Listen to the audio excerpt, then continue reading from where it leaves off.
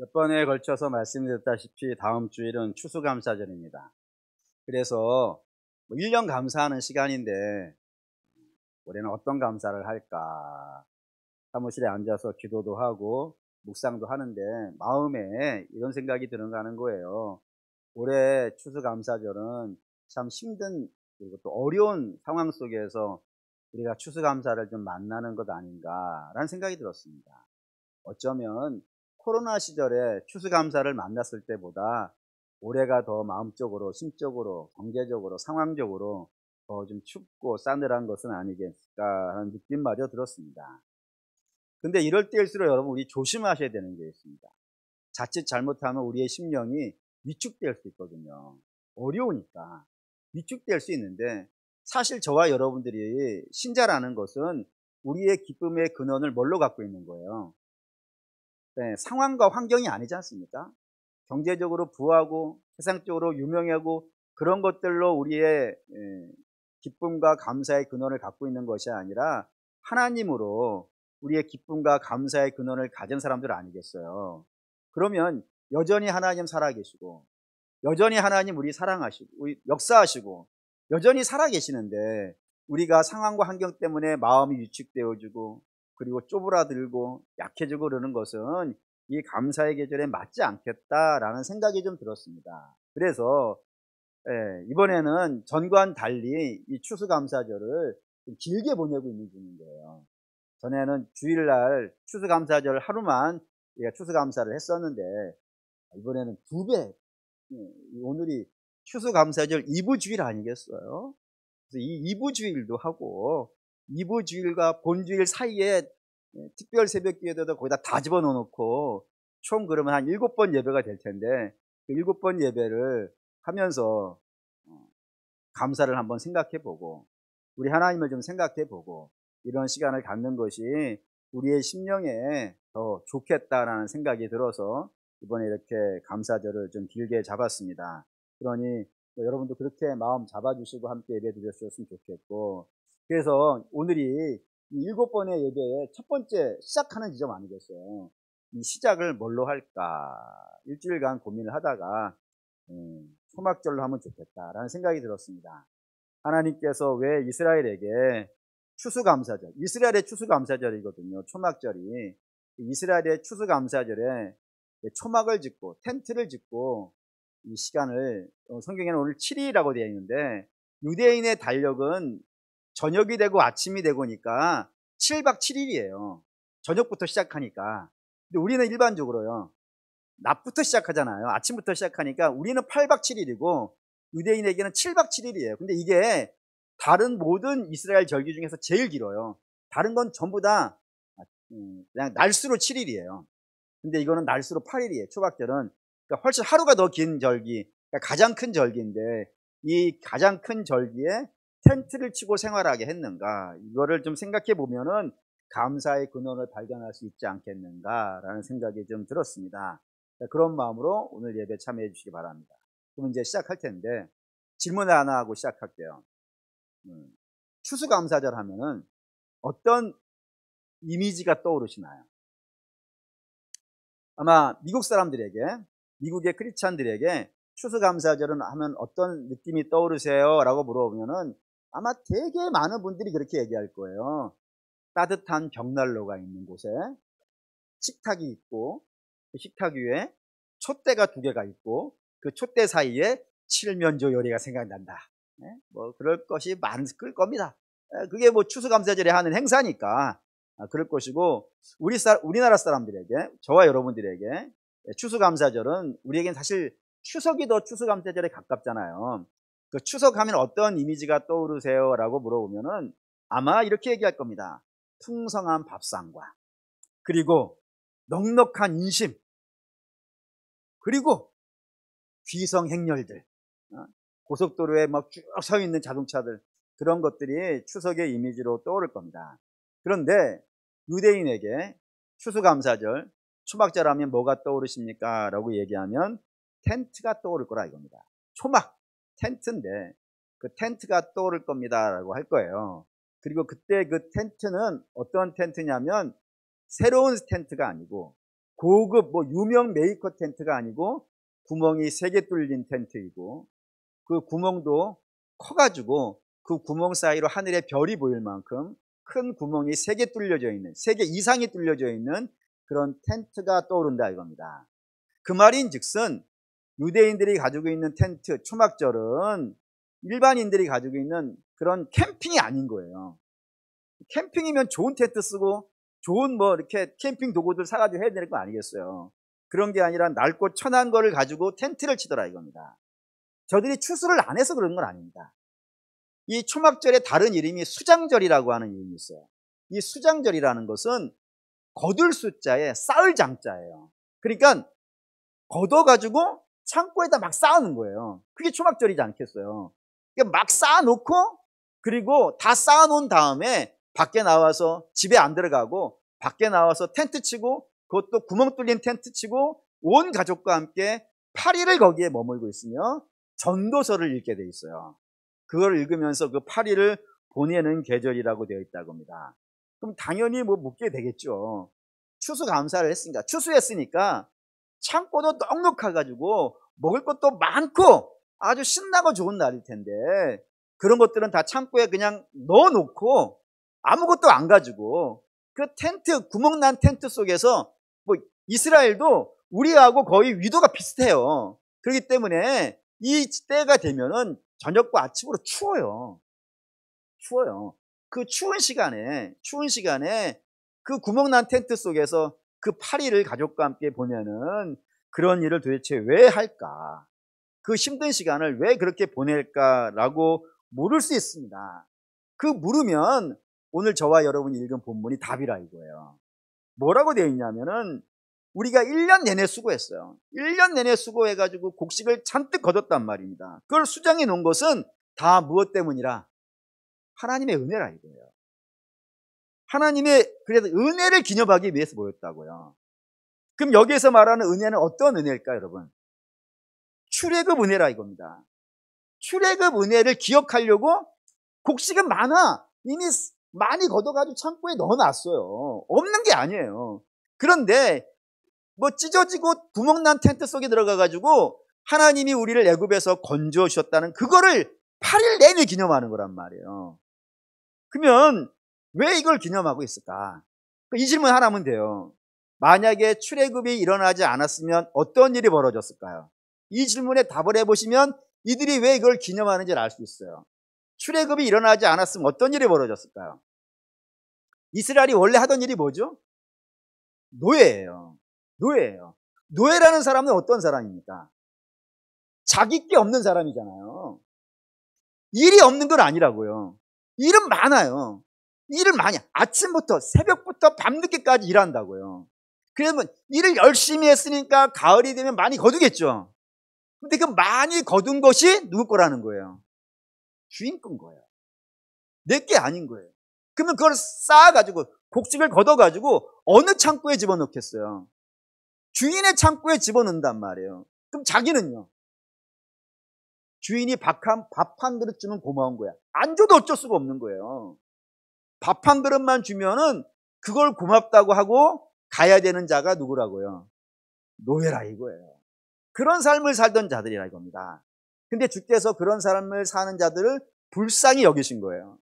불쌍히 여기셔서 그 애굽에서, 노예살이에서요, 끄집어냈다는 건 더 이상 노예가 아닌 거예요. 자유를 준 거란 말이에요. 그리고 자유를 가지고 하나님이 가나안에 들어가게 하셨고, 가나안에 들어가서 저들에게 뭐를 나눠주신 거예요? 땅을 나눠주셨다고요. 각자 땅을 나눠주셨다고요. 그러면 이제부터는 달라지죠. 이제부터는 내가 여기서 일하면 그 일한 것에 대해서 나오는 건 다 누구 거예요? 다 내 거예요. 내 창고에 집어넣을 수 있다고요. 이렇게 할 수 있었던 것이 하나님의 은혜라 이거예요.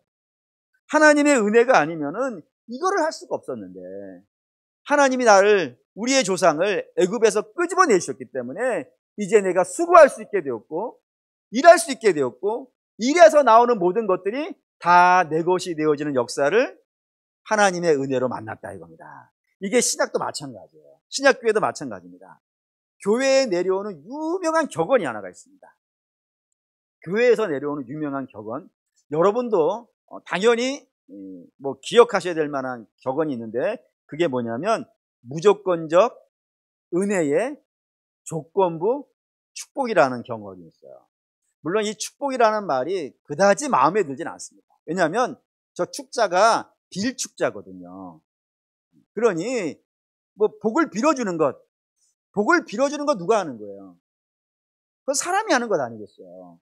그래서 축도가 맞아요. 축도는 제가 여러분들을 위해서 복을 빌어주는 거예요. 하나님은 복을 빌어주는 분이 아니고요, 복을 주시는 분이에요. 그러니까 원래는 축복이라고 쓰면 안 되는데 우리는 워낙 그게 익숙하니까 그냥 축복이라고 합시다. 그러니까 은혜는 어떻게 받는다고요? 무조건 받는다고요. 자격이 없음에도 받는다고요. 근데 복은 어떻게 한다고요? 조건이 붙어 있다 이겁니다. 그러니까 조건을 수행하게 되어지면 복을 받는다 이거예요. 그럼 어떤 조건일까요, 여러분? 어떤 조건일까요? 성경에 봅시다. 신명기 28장 1절에서 6절 읽겠습니다. 내가 내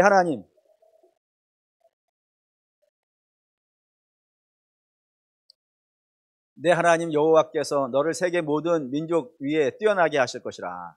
내가 내 하나님 여호와의 말씀을 청종하면 이 모든 복이 내게 임하여 내게 이르니 성읍에서도 복을 받고 들에서도 복을 받을 것이며 내 몸의 자녀와 내 토지의 소산과 내 짐승의 새끼와 소와 양의 새끼가 복을 받을 것이며 내 광주리와 떡반죽 그릇이 복을 받을 것이며 내가 들어와도 복을 받고 나가도 복을 받을 것이라 했습니다. 여기 이제 우리가 좋아하는 복들이 쫙 나옵니다. 들어가도 복을 받고 나와도 복을 받고요, 내 자녀가 복을 받고 내 기업의 복을 받고 내 떡 광주리가 복을 받고 네가 뭐 5만 복을 받는다. 심지어는 그 뒤는 이게 13절까지 복이 이어져요. 13절까지 이런 거 있어요. 너희는 머리가 될지언정 꼬리가 되지 않을 것이고 꾸어 줄지언정 꾸이러 다니지 않을 것이고, 그리고 적이 한 길로 온다 이거예요. 한 길로 온다는 것은 대오를 짜서 오는 거예요. 전쟁을 하려고 기강이 딱 서가지고 전쟁을 하려고 한 길로 쫙 오는 겁니다. 그런데 10길로 도망가는 건요, 전쟁이 진 거예요. 그러려면 졌으니까 도망가야겠죠. 도망갈 때 대오를 짜서 가든가요? 아니죠. 막 대오가 흐트러지고 막 사방팔방 도망가는 것 아니겠어요. 10길로 도망가는 거예요. 그런 복을 있다 이겁니다. 근데 그런 복을 어떻게 받는다고요? 하나님 말씀에 순종하면 이라고 됐단 말이에요. 1절과 2절에 반복하면서 너희가 이런 복을 받는데, 이런 복은 애굽에서 건져 나오는 것은 하나님이 그냥 해주신다 이거예요. 근데 애굽에서 나왔으면 이제 어떻게 살라고요? 하나님 말씀에 순종하고 살라. 그러면 어떻게 된다고요? 복을 받을 것이다. 이런 구절로 되어 있다니까요. 이거 우리 주님이 하신 말씀, 이거 뭐 당연히 이게 맞는 말이에요. 왜냐하면은 여호와는 나의 목자라는 사실을 여러분 기억해 주세요. 목자는 양을 인도하는 자잖아요. 양을 어디로 인도해 가겠어요, 목자가? 실력 있고 능력 있으면요. 당연히 푸른 풀밭과 쉴만한 물가로 인도한다 이거예요. 쉴만한 물가, 푸른 풀밭으로 인도하지 못하는 목자라면요, 그 실력 없는 것이지. 근데 우리 주님은 실력이 있겠어요, 없겠어요? 있죠, 당연히. 그러면 당연히 자기의 양을 푸른 풀밭과 쉴만한 물가로 인도할 거란 말이에요. 그런데 양이 그 목자의 음성을 안 듣는 겁니다. 그리고 자기 마음대로 가려고 그러는 거예요. 그럼 어떻게 되겠어요? 그러면 당연히 어떻게 되어지냐면은 절벽에 놓이는 거 아니겠어요? 맹수를 만나는 거 아니 푸른 풀밭과 쉴만한 물가는 목자만 안 되면서요.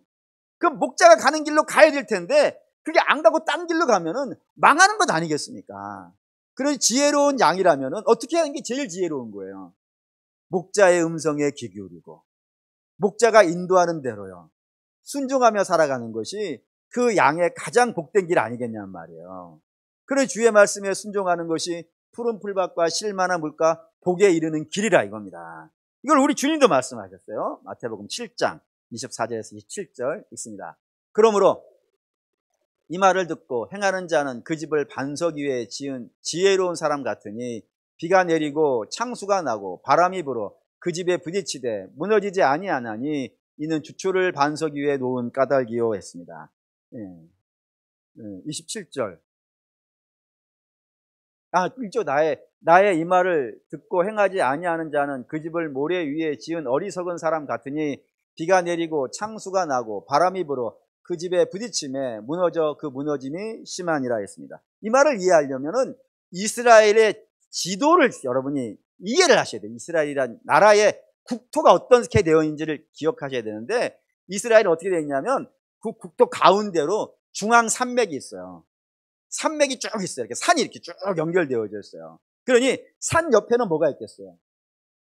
간혹 산 옆에는 체운주가 있다라고 하는 분들이 있는데, 그렇게 남들이 웃으면 같이 웃는 게 예의예요.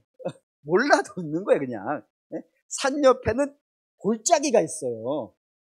이거 어려운 거 아닌데, 맞죠? 산 옆에 골짜기가 있어요. 그 옆에 산 있고, 그러니까 있다고 해주세요. 그리고 그 골짜기에, 산과 산 사이의 골짜기에 물이 흘러요. 그 흐르는 물이 요단강이에요. 그러니 요단강은 원래 물이 많지 않아요. 산과 산 사이에 있는 또랑 같아요. 가보시면 알아요. 그냥 발목도 안 잠겨요. 그런데 그 또랑 같은 요단강이 창이라는 때가 있는 거예요. 막 넘쳐나는, 여호수아에 등장하는 것처럼 막 창이랄 때가 있어요. 그때가 언제냐면 이른 비와 늦은 비가 올 때예요. 왜냐하면 비가 오면 산 위에 비가 내리잖아요. 쭉 내리면 그 물이 한꺼번에 모입니다. 한꺼번에 폭포와 같이 모여든다고요. 한꺼번에. 시간이 지나면 다 빠져버리지만 한꺼번에 모이니까, 계곡물이 무서운 이유가 뭐예요? 비가 한꺼번에 모이면 다 쓸어가 버리는 것 아니겠어요? 그렇게 한꺼번에 모인단 말이에요. 그렇기 때문에 이렇게 이스라엘이라는 땅이 산과 골짜기로 연결되어져 있고, 비가 산 위에 내렸을 때 한꺼번에 물이 계곡으로 흘러내려온다는 걸 알고 있다면 집을 어디다 지어야 돼요? 산 위에 지어야 돼요. 계곡에다 지으면요, 물 옆에다 지으면요, 이거 물 얼마 안 흐르네? 거기 가서 빨래도 하고 얼마나 쉬워요. 그렇지 않습니까? 빨래도 하고 물도 길어올 수 있으니까. 지금이야 금을 못 먹지만 옛날에 다 먹었을 거예요. 그러니 빨래도 하고 물도 기르려면 우물가에다 물 옆에다가 지어야겠네 해가지고 거기다 지었다가는요, 1년에 반드시 6개월간 침수만 나는 거예요. 6개월간 내리니까 비가. 그러니 이른 비와 늦은 비가 10월부터 3월 때까지 계속 오니까 1년에 반은 물속에 잠겨 살아야 된단 말이에요. 그러니 지혜로운 사람은 어디다 갖다가 집을 지어야 돼요? 산 위에 지어야 돼요. 그래서 이 말씀이 나온 거예요. 마태복음 5장 14절 읽겠습니다. 너희는 세상의 빛이라. 산 위에 있는 동네가 숨기우지 못할 거라고. 동네는 산 위에 있는 거예요, 이스라엘은 항상. 그래서 예루살렘이 산 위에 있어요. 그래서 낮에는 안 보이죠. 나무에 가려있고 막 그러니까. 하지만 밤이 되면요, 그 집들의 불이 막 켜지는 거예요. 그러니 거기에 산 위에 동네가 있는 게 보인다 이겁니다. 그런 식인 거예요. 그러니 당연히 그런 겁니다. 그러면 그 말씀을 가지고, 이 내용을 가지고 마태복음 7장을 보면은, 인생을 살다 보면은 비 오고 창수나는 날이 있단 말이에요, 여러분. 나중에 우리가 천국 가면 그런 일은 없어요. 왜냐하면 천국은 어떤 곳이냐? 눈물 나지 않는 것, 아프지 않은 것, 질병이 걸리지 않는 것, 그리고 상함이 없는 것, 그리고 싸움이 없고요, 그리고 죽음이 없는 곳이에요. 그러니 거기에서는 창수날 일이 없어요. 하지만 우리가 이 땅에 살고 있는 동안에는 끊임없이 이런 일 저런 일 많이 일어날 거예요. 올해도 이미 많이 경험하셨죠? 별의별 일이 다 있어요. 사회적으로 또 개인적으로 참 많은 일들이 있었잖아요. 그런데도 불구하고 누구는 이 홍수와 이 비로 인하여서 그 집이 침몰하지 않는다고요. 하나님 말씀을 듣는 자는요, 하나님 말씀에 순종하는 자는, 비가 오고 창수가 나도 그 집은 반석 위에, 산 위에 지어져 있는 집이니 저 집은 무너지지 않을 거라고. 그런데 하나님 말씀에 순종하지 않고 자기 마음대로 그 개울가에다가 우물가에다가 물 편하게 살 수 있다고 거기다가 집 지은 자들은 창수나고 비나면은 반드시 무너진다고. 그러니 너희는 어떻게 하라고요? 하나님 말씀 순종하고 살라. 그게 안전하고 그게 복이고 그게 신나는 일이라 라고 하신 거라 이겁니다. 이거 사도 바울도 마찬가지입니다. 사도 바울은 자기의 인생을 마지막에 두 문장으로 자기 인생 전부를 정리했어요. 그게 디모데후서 4장 6절에서 8절입니다. 이거 읽어보죠. 전제와 같이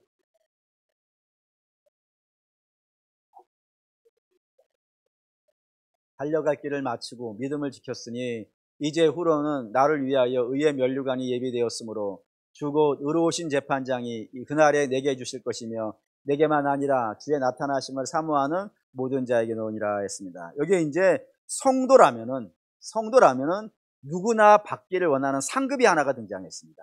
그 상급이 뭐라고요? 의의 면류관이라고. 저와 여러분들은 의의 면류관 받기를 사모하십니까? 네, 여기 이제 그 의의 면류관을 누구에게 주신다고요? 주의 나타나심을 사모하는 어떠한 사람에게 아니고요, 모든 자에게, 주의 나타나심을 사모하는 모든 자에게 주신다고 되어 있습니다. 그러면 이제 이렇게 질문이 되겠죠. 주의 나타나심을 사모하는 게 어떤 것인가?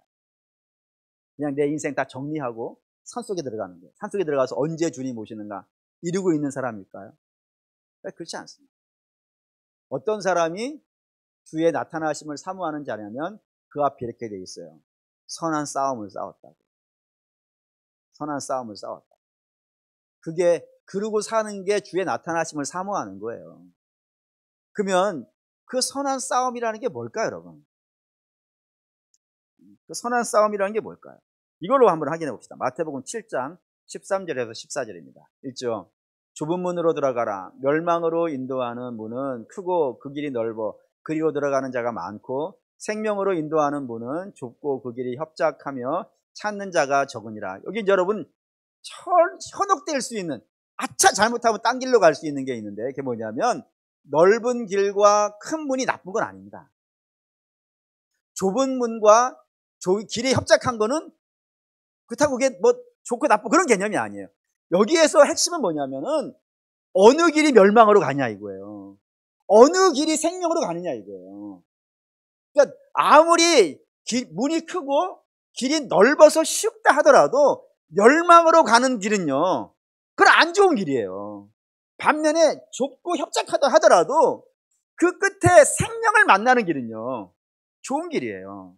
그런데 세상 사람들은, 믿음이 없는 사람들은 그 끝에 멸망이 있느냐 생명이 있느냐는 건 하나도 중요한 문제가 아니라니까요. 저들에게는 뭐가 중요한 거예요? 지금 얼마나 편하냐, 지금 얼마나 많이 갔냐, 지금 얼마나 내가 배부르냐, 이게 더 중요한 문제라니까요. 그러니 그 끝에 사망을 만나든 멸망을 만나든 그런 거 신경 쓰지 않아요. 우상의 길이든 욕심의 길이든 탐욕의 길이든 어떤 길은 관계없어요. 그 끝이 뭔지는 지금 내가 얼마나 편하냐, 지금 내가 얼마나 여유 있느냐, 이게 훨씬 중요한 문제예요. 그래서 그들은 그리로 다 가는 거예요. 근데 반면에 성도는 지금이 중요한 게 아니라 이겁니다. 뭐가 더 중요해요? 영원이 더 중요해요. 영원이. 세상은 영혼은 잘 몰라요. 순간이 중요한 사람들이고 우리는 순간은 어려워도 괜찮은 거예요. 순간은 좁아도 괜찮은 거예요. 왜냐하면 그 끝에 뭐가 있으니까, 영혼이 있으니까. 그러니까 그 영혼을 향해서 걸어간다 이겁니다. 그렇기 때문에 세상 사람들하고 우리는 가는 길이 달라요. 길이 다르기 때문에 여기에 뭐가 생기겠습니까? 분쟁이 생긴다. 뭐라 그러냐면 세상 사람들이 우리 보고 어리석다 그러는 거예요. 근데 참 안타까운 거는 항상 불신자가 신자보다는 많아요. 압도적으로 많아요. 그래서 한 사람 바보 만들기가 쉽죠? 그렇지 않습니까? 우리나라만 해도 그렇죠. 전주가 한 35% 신자라 그러는데 잘 믿지는 않죠. 왜냐하면 거기 퍼센테이지에는 이단도 들어있으니까. 뭐 믿어지는 건 아니지만 그렇게 한다 하더라도 65%는 안 믿는 사람 아니겠어요. 그러니까 2배가 많은 거예요. 2배 이상이. 2배 이상 많은 사람이 우리가 가는 길이 틀렸다 그러는 거예요. 어리석다 그러고 미련하다 그러는 거예요. 반면에 우리는 그들의 길이 틀렸다 그러는 거예요. 여기 어떻게 분쟁이 안 생길 수가 있어요. 그래서 성도의 삶은 그 삶 자체가 전쟁 같은 거예요. 전쟁 같은 삶을 사는 거예요. 단지 우리의 전쟁은 털과 육으로 하는 전쟁이 아니고 오직 뭐의 전쟁이에요? 하나님 말씀에 순종하는 전쟁. 남들이 미련하다 하더라도, 남들이 어리석다 하더라도 주의 말씀을 따라서 인생을 살아가는 거예요. 이게 선한 싸움의 그런 삶이라 이겁니다. 그런 삶을 사는 자에게 의의 면류관이 예비되어져 있더라 알고 있습니다. 이걸 복을 정리하면 이래요. 복은 누가 받느냐면은 하나님 말씀에 순종하며 사는 자가 받습니다. 비록 힘들고 어렵고 거칠어도 믿음으로 그 길을 가는 자가 하나님이 약속하신 복을 받는다 이겁니다. 이제 여기서 질문이 되는 거예요. 그러면 우리는 그 복을 받아야겠죠. 그럼 그 복을 받으려면 하나님 말씀에 순종하면서 살아야 될 텐데 우리가 어떻게 해야 이 순종의 길을 갈 수 있을까요? 어떻게 해야 순종의 길을 갈 수 있을까요? 가장 중요한 건 뭐 결단입니다. 결단하셔야 됩니다. 얼마나 결단해야 되냐면 유명한 설교 제목이 하나가 있어요. 일사각오라고 하는 설교 제목이 하나 있어요. 우리나라 교회사에 길이길이 빛나는 설교의 제목 일사각오. 누가 한 설교냐면은 주기철 목사님이 감옥에 달려가기 직전에 마지막 하신 설교가 제목이 일사각오입니다. 그러니까 왜 일사각오의 설교를 했냐면은 당시의 일제가 모든 이 땅에 살아가는 모든 사람들 심지어는 뭐 교회까지 뭐를 하라고 요청을 했어요. 요청한 게 아니라 명령을 했어요. 신사참배. 근데 정말 우리 장로교 역사에서 이보다 더 부끄럽고 이보다 더 창피한 역사가 없는데 장로교가 뭐 지금은 굉장히 많이 나눠져 있잖아요. 대부분이 예수교 장로회 거기 안에만 어마어마하죠. 개혁, 합동, 통합, 뭐 개혁, 합동 엄청 많아요. 그래서 예수교 장로회하고 우리가 속해 있는 기독교 장로회인데 이게 하나가 되어 있었던 적이 있었어요.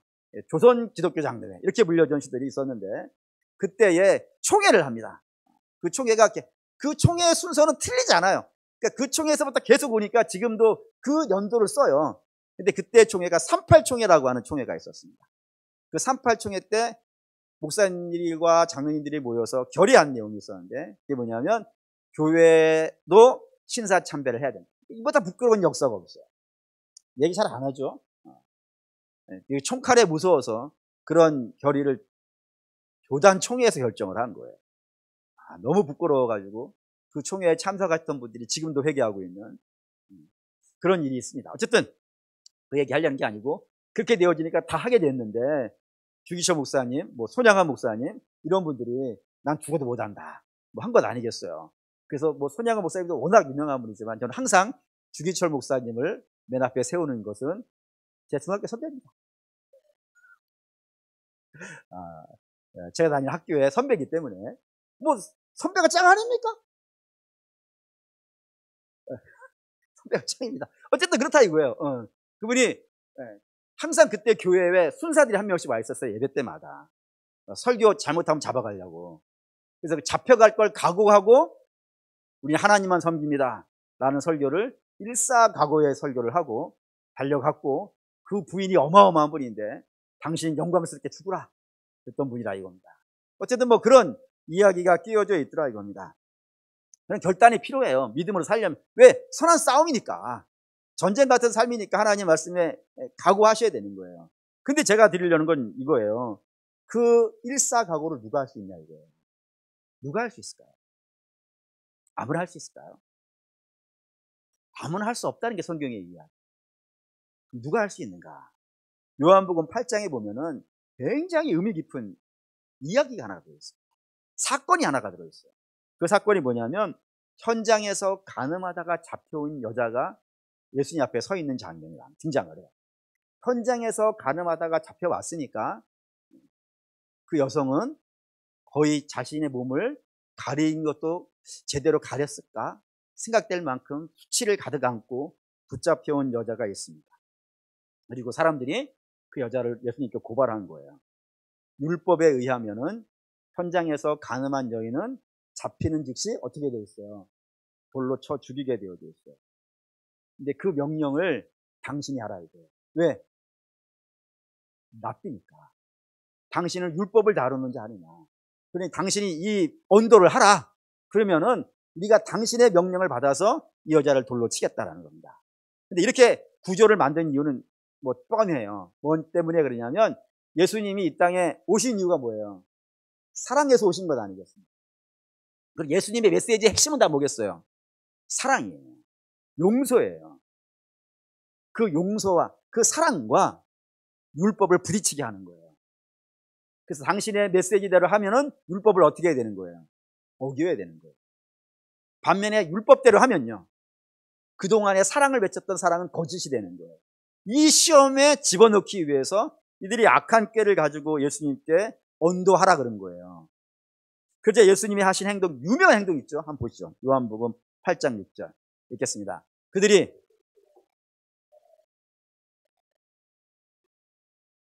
몸을 굽히사 손가락으로 땅에 쓰시니, 유명한 행동 있죠? 그 명령, 그 이야기 요청을 하자 예수님이 몸을 숙여가지고 땅바닥에다 손가락으로 뭐를 쫙 쓰셨다 이겁니다. 뭘 쓰고 있으니까 이 사람들이 답답했는 모양이에요. 답답해가지고 뭔 지금 무슨 짓 하고 있는가? 빨리 원도하라. 다그치는 거예요. 빨리 결정해. 우리 바쁜데 자꾸 당신 딴짓 하지 말고 빨리 언도해 주시오. 막 한단 말이에요. 그러자 주께서 하신 유명한 말씀 있죠. 8장 7절 읽겠습니다. 그들이 묻기를 맞이 아니하는지라 이에 일어나 이르시되 너희 중에 죄 없는 자가 먼저 돌로 치라 하시고, 묻기를 맞이 아니한다는 건 재촉한다는 거예요.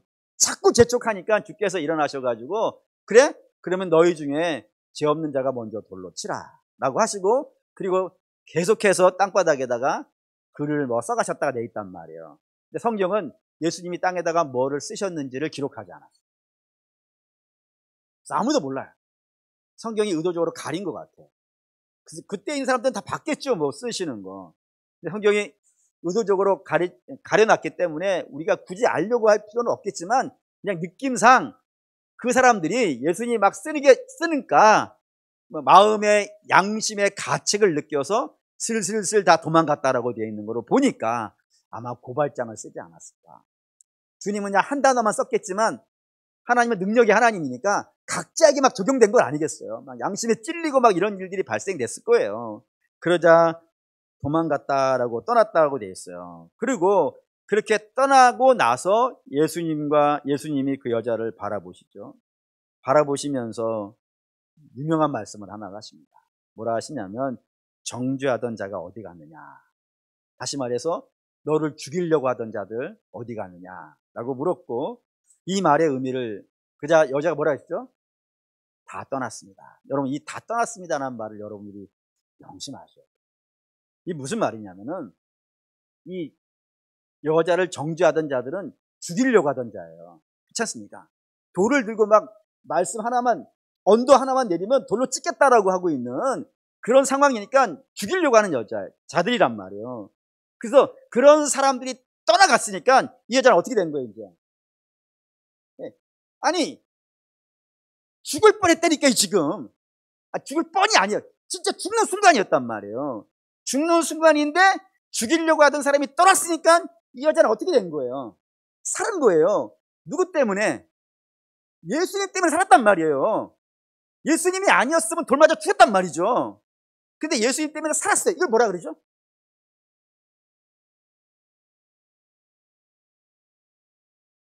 아니, 우리가 이거 많이 쓰는 말인데.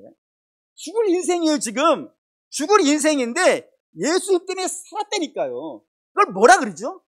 구원. 할렐루야. 안 틀렸어요? 죽는 여자잖아요. 애들이 없어요. 딱 죽게 돼 있단 말이에요. 근데 예수님이 아니었으면, 제가 있었으면 이 여자 죽었을 거예요, 아마. 근데 예수님 때문에 이 여자가 살았단 말이에요. 그걸 이렇게 떠났다 이거 구원받았다 이거예요.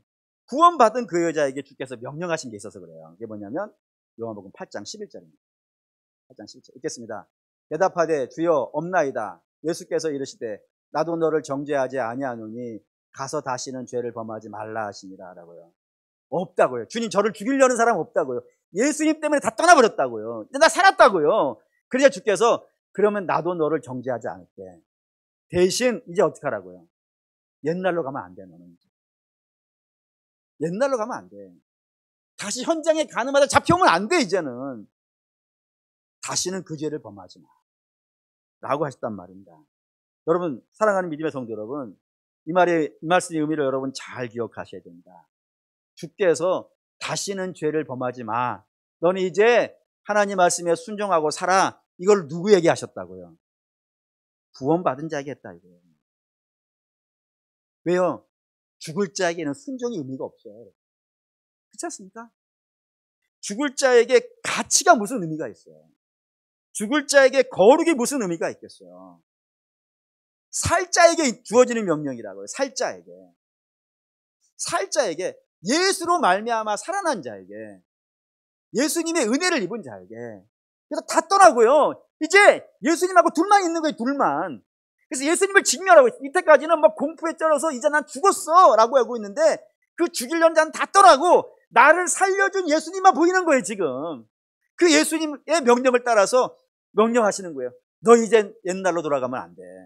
이제 너는 거룩한 삶을 살아야 돼 라고 명령을 받은 거라 입니다. 이거 거꾸로 얘기하면, 현장에서 간음이나 하던 이 여자가 거룩한 삶을 결단하는 거예요. 지금 결단하는 게 뭐 때문이라고요? 지금 주님의 은혜라 이겁니다. 주님의 은혜가 없었다면 이 결단 자체가 있지도 않을 뿐만 아니라 의미도 없어요. 나 이제부터 제대로 살게요? 아니, 필요 없어. 니네 현장에서 걸렸어. 탁 돌 맞아 죽는 거라 이겁니다. 그런데 주께서 살려주셨기 때문에 이제 그 삶이 되어졌다 이겁니다. 이게 오늘 우리도 마찬가지인 거예요. 우리는 믿음으로 살 수 있습니다. 어떻게 해서요? 주께서 우리를 구원해 주셨기 때문에. 주께서 우리를 구원해 주시지 않았다면 우리는 이 길을 갈 수 없고, 이 길을 갈 수 없으니까 당연히 의의 면류관은요 받을 수가 없어요. 그런 거 있는지도 몰라요. 그런데 우리가 은혜를 받고 구원받았기 때문에 이제는 믿음의 길을 순종할 수 있게 됐단 말이에요. 물론 순종하고 가다가 넘어지는 예가 있어요. 물론 넘어져도 된다는 얘기는 아닙니다. 근데 가다가 넘어질 수 있어요. 근데 여러분, 넘어지는 것도 누가 할 수 있는 거예요? 예, 간단하게 넘어지는 건 누가 할 수 있어요? 일부 예배 때도 많은 성도들이 당연히 모이시더라고요. 근데 여러분, 이거 뭐 쉬운 얘기 아니에요? 넘어지는 건 누가 넘어질 수 있어요? 아니, 걷는 자가 넘어지죠. 누워있는 자가 어떻게 넘어져요, 여러분? 그러니까 여러분, 우리가 믿음의 시도를 하다가 결단을 하고 가다가 넘어지면 안 돼요. 넘어지면 안 되는데 넘어질 수 있어요. 근데 넘어진 것도 내가 이만큼 왔기 때문에 넘어진 건 아니에요. 그러니까 이만큼 왔으니까, 하나님께 한 걸음 갔으니까 거기서 다시 회개하고 일어나면 되는 건 아니에요. 이거가 이런 것들. 그러니까 믿음에 갈 수 있고, 믿음에 가다가 넘어졌는데 거기서 실족하지 아니하고 회개하고 다시 용기를 얻어서 다시 갈 수 있고, 이렇게 할 수 있는 게 누구만 가능하다고요. 구원받은 자만 가능하다는 것이 성경의 이야기란 말입니다. 그러니 사랑하는 믿음의 성도 여러분, 우리가 믿음으로 신앙생활을 해갈 수 있다는 것 자체가 저와 여러분들이 은혜를 받은 증거라 이거예요. 이 이게 없으면, 은혜가 없으면 순종은 없어요, 여러분. 무조건적 은혜가 있어야 조건적으로 우리의 주의 말씀을 따라갈 수 있는 힘이 생긴단 말입니다. 그리고 그렇게 산 사람에게 하나님께서 복을 주신다고 되어 있어요. 그러니 추수감사절이에요. 추수감사절에 저와 여러분이 뭐부터 감사를 시작하셔야 되냐면은, 내가 올해 내가 기대했던 것을 얻었느냐, 얻지 못했느냐, 여기부터 출발하면 안 돼요, 여러분. 왜냐하면 그거는 얻을 때도 있고 못 얻을 때도 있어서 그래요. 우리 교회 감나무 집에 가시면서 꼭 한 번씩 보고 가세요. 저게 교회에 있기 때문에 메시지가 돼요. 왜냐하면 작년에 저 감나무 어마어마하게 감 열렸어요. 근데 올해는 거의 안 열렸어요. 저도 제가 매일 있는데도 불구하고 2개 먹었어요. 못 먹은 분이 태반인 거예요. 2개밖에 못 먹었어요. 그런 날이 있어요. 여러분에게도 그럴 겁니다. 여러분에게도 많이 거두시는 해가 있을 거예요. 근데 어떤 때는 많이 못 거두실 때도 있고, 어떤 때는 손해볼 때도 있어요. 그러니 거기에서 여러분의 감사를 근거를 출발을 시키면은 그게 감사가 아니라는 게 아니에요. 거기에서 출발을 시키면은 우리 감사가 왔다 갔다 해요. 근데 우리 앞에 맨 앞에 그랬지 않습니까? 우리의 감사는 상황과 환경이 그 토대가 아니라고요. 우리의 감사의 토대는 어디라고요? 우리를 여전히 사랑하시고 살아계셔서 역사에 계시는 우리 주 예수 그리스도가 우리의 감사의 출발인 줄 믿습니다. 여기서부터 찾으셔야 돼요. 그러니 이 현장에서 간음하던 여자가 주님을 직면하는 거, 이거부터 시작인 거예요. 여기부터. 이 직면함이 있어야 돼요. 사랑하는 여러분, 이 가을에, 이 추수감사의 계절에 우리 주님을 만날 수 있는 역사가 있기를 소원합니다. 다른 건 다 빼시고 나를 정죄하든지 나를 기분 좋게 하든지 저들은 다 떠나가게 하세요.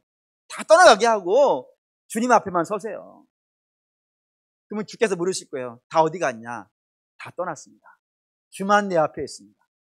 그러면 너는 이제 나도 너를 정죄하지 아니하노니 너도 이제 제대로 살아. 하나님을 경배하고 주를 기뻐하고요. 그리고 사랑하는 믿음의 성도 여러분, 구원받은 자만이 죄에 대해서 저항할 수 있어요. 구원받은 자만이 의의 삶을 시작할 수 있고요. 의의 삶을 살아 열매 맺는 인생이 되어줄 수 있어요. 하나님의 택한 자녀만이 교회를 생각할 수 있고 교회를 위해서 눈물을 흘릴 수 있고 교회를 섬겨갈 수 있어요. 이게 우리에게 주어진 명령이라고요. 이걸 해도 된다, 안 해도 된다 그런 개념이 아니에요. 하나님의 자녀에게 명령하신 거예요. 너희는 그 명령대로 살아. 그렇게 살면요 복을 받아요. 반드시 받아요. 아까도 말씀드렸는데 하나만 하고 정리하고 끝냅시다. 비 와요. 근데 비는 영원히 오지 않아요. 영원히 오지 않아요. 끝날 날이 있어요. 그러니 지금 여러분 힘들고 어렵다 해서 그 힘들고 어려운 것이 영원하지 않아요. 영원한 건 뭐만 영원해요? 하나님만 영원해요. 하나님이 이 약속하신 거잖아요. 비 곧 그쳐. 그리고 다시 해가 떠. 그 약속을 뭘로 걸어 놓으신 거예요? 무지개로 걸어 놓으셨다. 그걸 확인하라고. 이 약속은 변하지 않을 거라. 그리고 사랑하는 여러분, 영원한 건 하나님이고 여러분이 만나고 있는 어려움은 잠깐이에요. 금방 지나가요. 그러니 지나가는 것에 마음 뺏기지 마시고 영원하신 하나님 앞에 직면하시기 바랍니다. 그럼 여러분 마음 안에 말할 수 없는 감격이 일어날 것이고요. 그 감격이 여러분을 오늘 믿음으로 살게 만들 겁니다. 그런 역사가 있는 이 계절 되시기를 주의 이름으로 축원합니다. 결단하시죠.